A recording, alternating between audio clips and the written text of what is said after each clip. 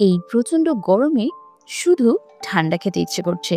আসুন আজকের পর্বে শিখে নেব একটি ঠান্ডা ঠান্ডা কুল রেসিপি, যা আপনার শরীরকে তো ঠান্ডা করবেই, তার সাথে সাথে হজমেরও সহায়তা করবে। নমস্কার বন্ধুরা, আমার চ্যানেলে সবাইকে স্বাগত।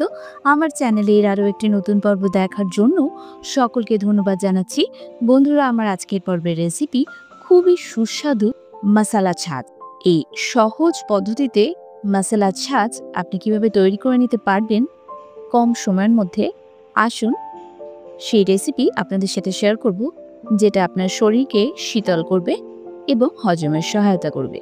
এই মশালা ছাঁচ তৈরি করার জন্য এখানে আমি 250 গ্রাম মতো টক দই নিয়েছি, ধনেপাতা আর পুদিনা পাতা নিয়েছি 1 মুঠ করে, আর কিছু মশলা নিয়েছি। প্রথমে একটা মিক্সার গ্রাইন্ডার জারের মধ্যে দিয়ে দিচ্ছি ফ্রেশ পুদিনা পাতা। এটা ভালোভাবে ধুয়ে পরিষ্কার করে নিয়েছি, 1 মুঠ মতো নিয়েছি। দিয়ে দিলাম সম্পূর্ণ। এরপর একটা ছোট কাঁচা লঙ্কা নিয়েছি, যদি ঝাল না খান তাহলে এটা স্কিপ করতে পারেন। এটা দুভাগ করে দিয়ে দিলাম। এরপর দেব ফ্রেশ ধনেপাতা, এটাও 1 মুঠ মতো নিয়েছি, এটাও পুরোটা দিয়ে দিলাম।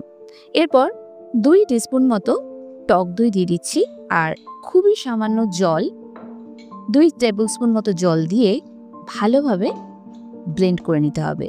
2-3 বার ঘুরিয়ে নেওয়ার পরে দেখুন পাতাগুলো মোটামুটি ব্লেন্ড হয়ে গেছে। এরপর এতে 250 গ্রাম দই পুরোটাই দিয়ে দিচ্ছি।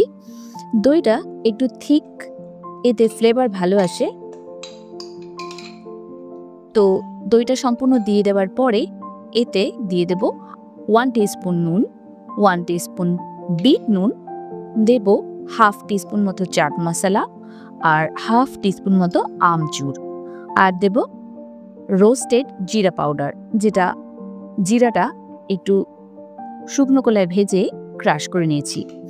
এরপর হাফ টিস্পুনের একটু কম দিচ্ছি গোলমরিচ গুঁড়ো। এরপর সমস্ত উপকরণের সাথে দিয়ে দেব 4 পিস মতো আইস কিউব। দেখুন ফ্রিজ থেকে বের করতে করতেই গলে যাচ্ছে, এত গরম। এরপর ফ্রিজে ঠান্ডা জল দিচ্ছি 1 গ্লাস মতো।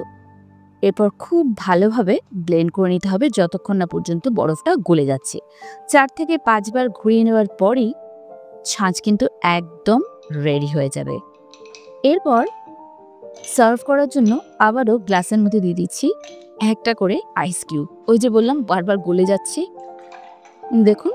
এরপর উপর থেকে তৈরি করে রাখা ছাঁচটা দিয়ে দিচ্ছি। দেখুন কি অসাধারণ একটা কালার এসছে, লোভনীয় লাগছে না?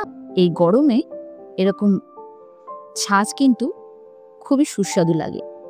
তো এরপর গার্নিশিং করব, উপর থেকে দিয়ে দেব সামান্য পরিমাণ রোস্টেড জিরা পাউডার আর সামান্য পরিমাণ আমচুর পাউডার, আর দেব সামান্য পরিমাণ চাট মশলা, জাস্ট দেখতে উপরে ভালো লাগার জন্য, আর খাওয়ার সময় মুখে একটু পড়বে, খুব ভালো লাগবে এতে।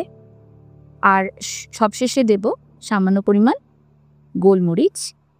যেহেতু কাঁচা লঙ্কা দিয়েছি, গোলমরিচ গুঁড়োটা একটু কম দিতে হবে। আর উপর থেকে এরকম পুদিনা পাতা দিয়ে এটাকে গার্নিশ করে নিলেই তৈরি হয়ে যাবে আমার আজকের পর্বের রেসিপি, খুবই সুস্বাদু মশালা ছাঁচ।